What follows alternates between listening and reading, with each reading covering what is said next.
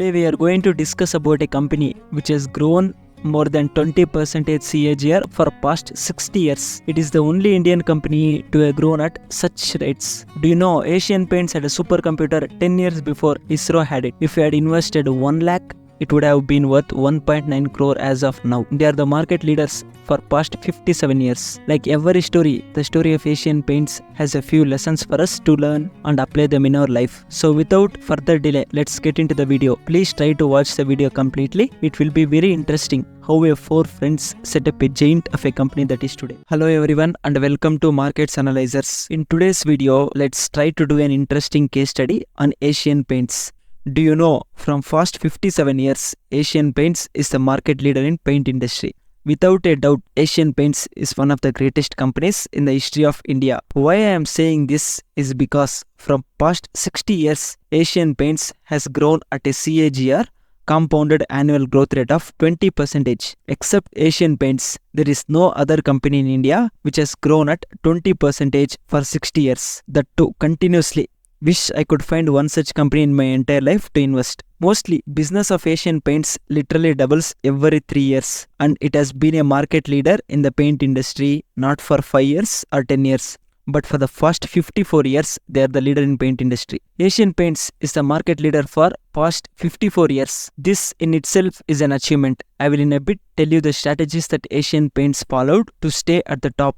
But before that, if you compare Asian Paints with other major paint companies in India, Berger Paints revenue as of FY22 is at 6,869 crores and Nerolac revenue is at 5,973 crore. Berger Paints and Nerolac are second and third biggest paint companies in India. So if we combine both these companies' revenue, it comes at 12,662 crore. Both these companies' combined revenue 12,662 crore. But Asian Paints alone generated a revenue of 22,044 crore. It is almost 1.7 times higher than the revenue of top, second and third company.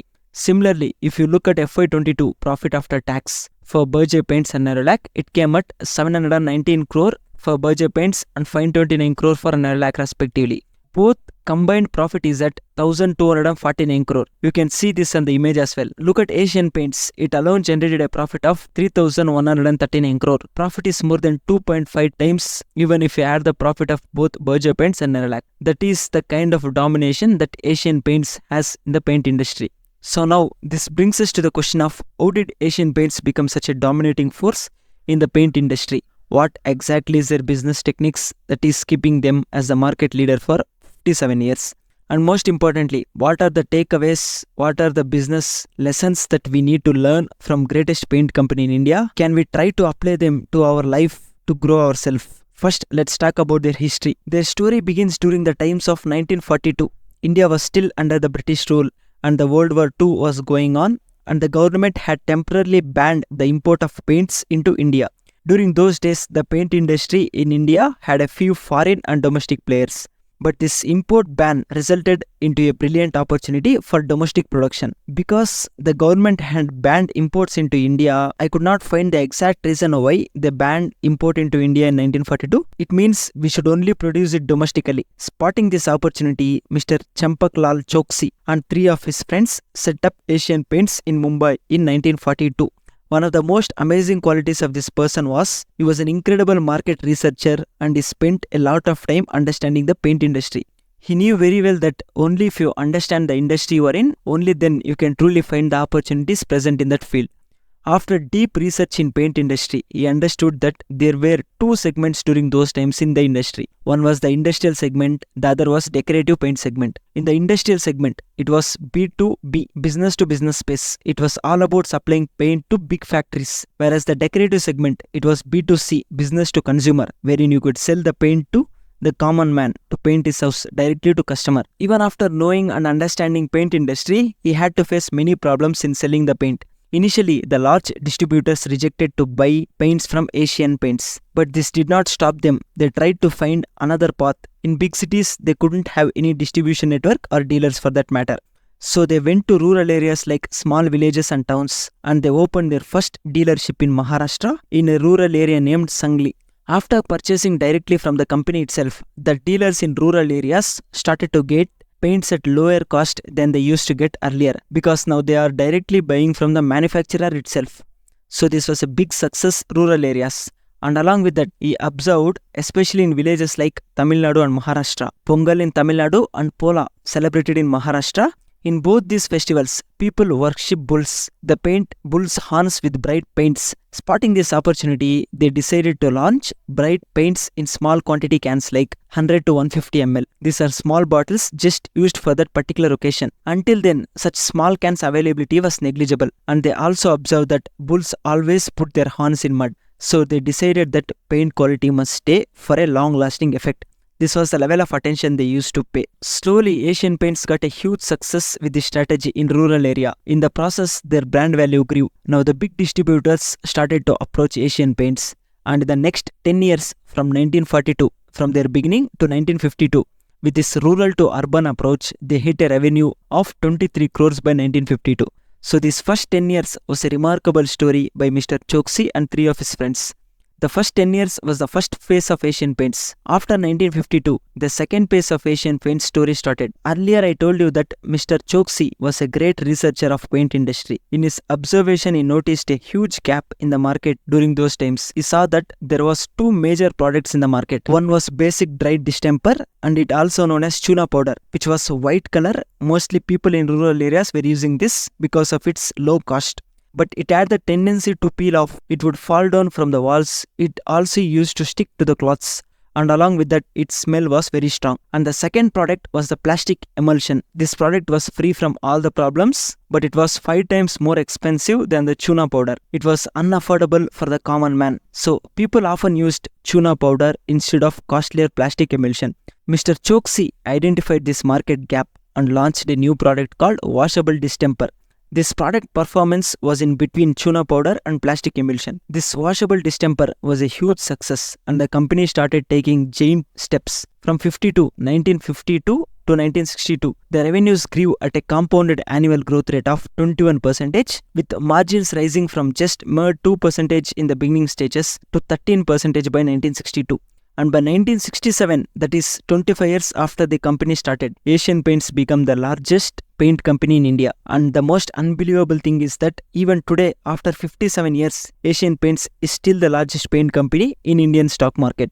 This is such an amazing story, right? Just by spotting an opportunity due to import ban in India in 1942 to being the leader and continuing that leadership for past 57 years. Now, automatically, there is a question which should be answered. The answer to this question is the essence of this video. In this volatile and uncertain market with such a vast customer base from Jammu Kashmir to Kanyakumari, spread across an extremely diverse country like India, how is it even possible that not a single company could challenge or threaten the position of Asian Paints in all these years? Well, the answer to this question lies in 3 critical aspects of Asian Paints organization. The first aspect, the reason for their successful stay in the top is due to their top-notch supply chain, which they have built over the past 60 years, and the foundations came way back in the 1960s. During 1960s, the existing large paint companies used to offer 6 months of credit period to their distribution channel. It means to their shopkeepers, dealers, and also the distributors who supplied paints to retail customers. It means you could pay back the company after 6 months, and in some cases it would extend to even 1 full year. I will clearly explain this if you could not get me. For example, let's say you are a paint company and I am the shopkeeper,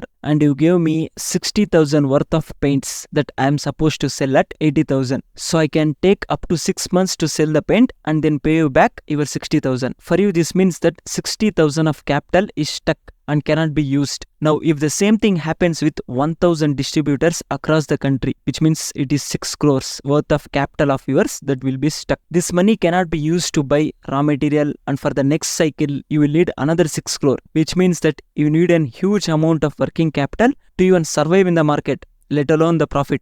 This is the reason why the smaller players found it very difficult to enter the paint industry. So the entry barrier was very high.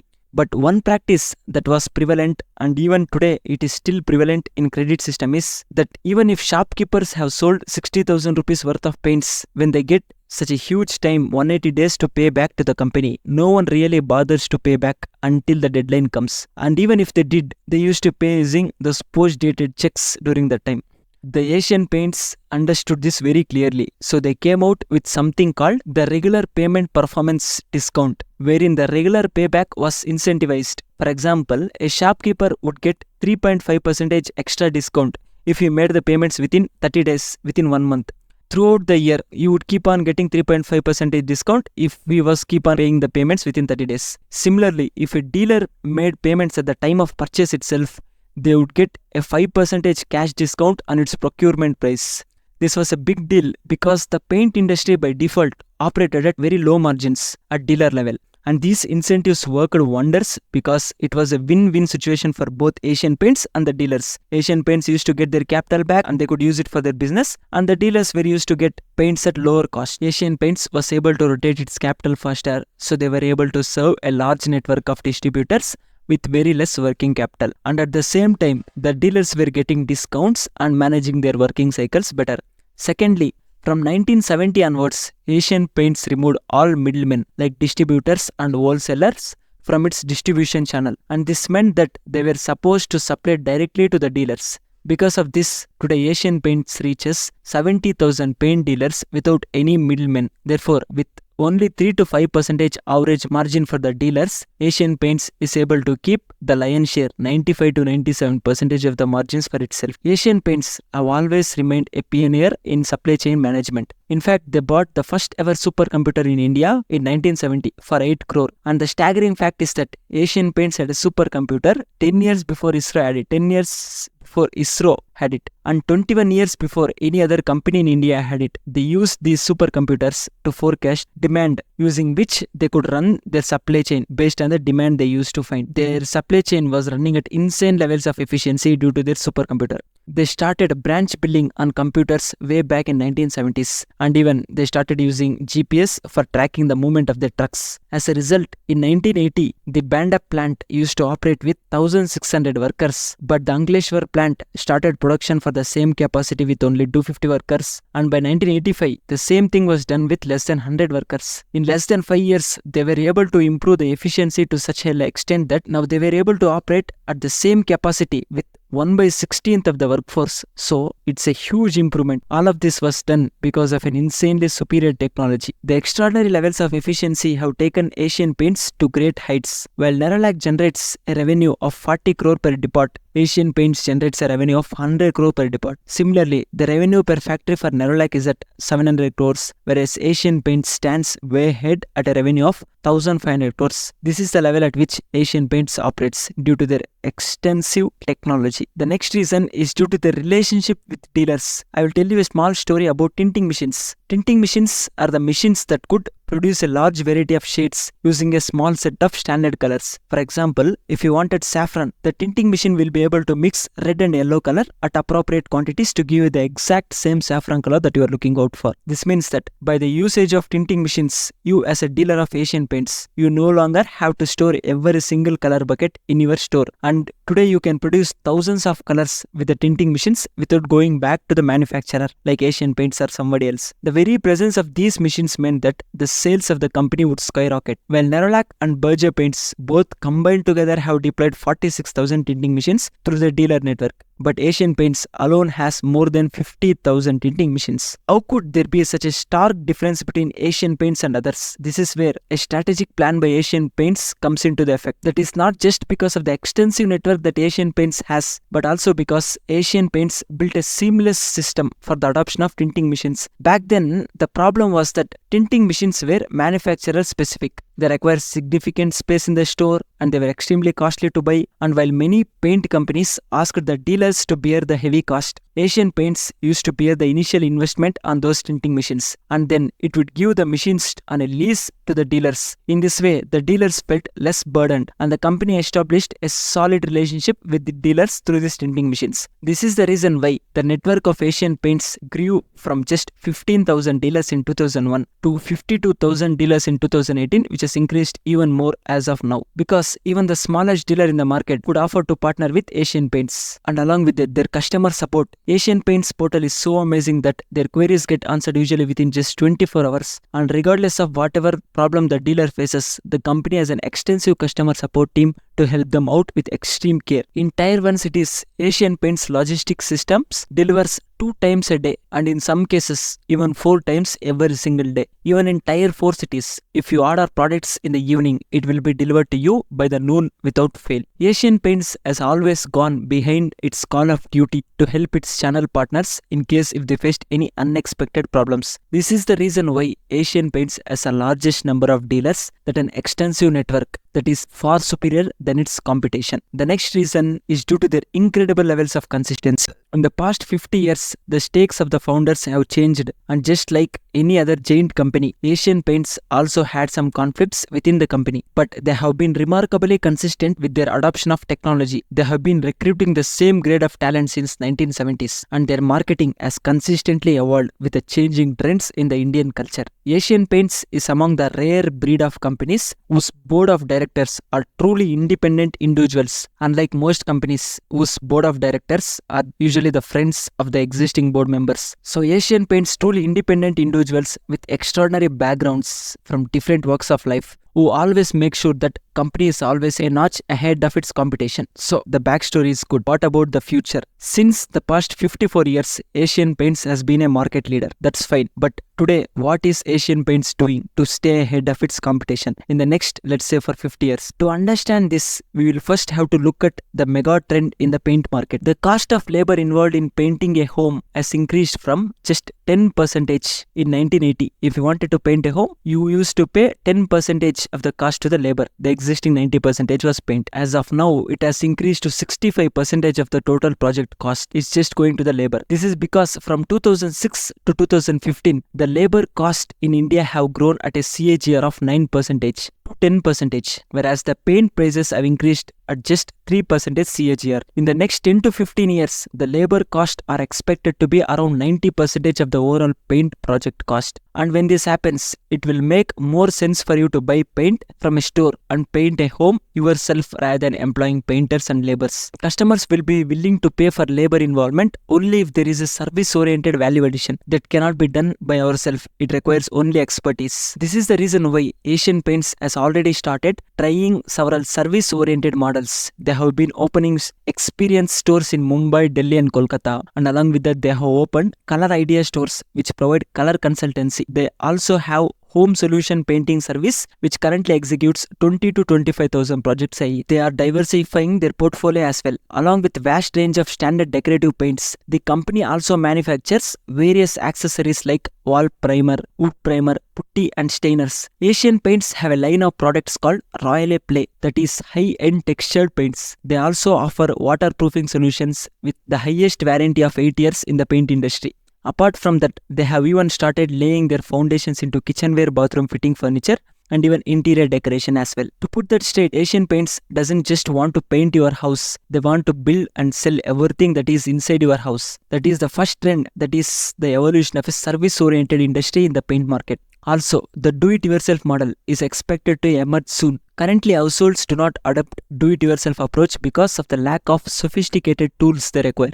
Also, at 60 to 65% of the project cost to the labor involvement is still affordable for many households, if not for everyone. However, with sophisticated tools being introduced in the market and with labor cost shooting up to 90% of the project cost in the coming months, the trajectory and dynamics of paint industry is expected to change. This is the reason why Asian Paints is now venturing into building do-it-yourself tools in order to empower ordinary people like you and me to be able to paint our house. So, this is the story of Asian Paints, their existing strategy and their future strategies. Let's see the takeaways that we can get out of this story. Like every story, the story of Asian Paints also have a few lessons to us. The first important lesson is, no matter how big the players in the industry are, if you want to become successful, then it is absolutely important for you to identify the gaps in the market. It could be any field that you are in. You should identify the gaps in your field as Asian Paints did. The next takeaway is their efficiency. Efficiency is one of the most powerful yet the most underrated aspect of business. And this is something we have seen in the case of Toyota and Ford as well. In the race of scaling up, companies often overlook their inefficiencies in their own system. On the other side, we got companies like Asian Paints who deploy incentives in the form of regular payment discounts and invest heavily into next generation technology like a supercomputer to reach unimaginable levels of efficiency. The third takeaway is, while on one side we got companies that treat dealers and retailers as tools to sell off their products, Asian Paints have gone ahead and treated dealers as their own family.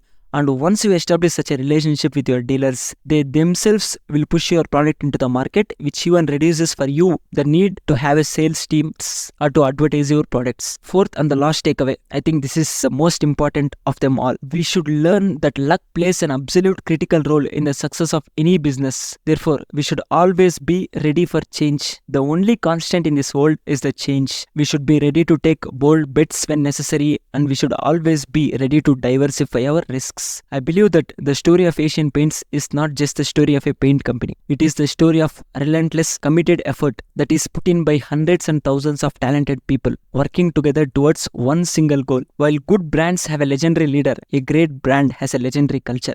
In this case, it was the impeccable board of directors of Asian Paints, the star recruits from IIM, and the wise marketeers of Asian Paints who have kept the legacy of the company moving, not for 5, not for 10, but for 70 consecutive years.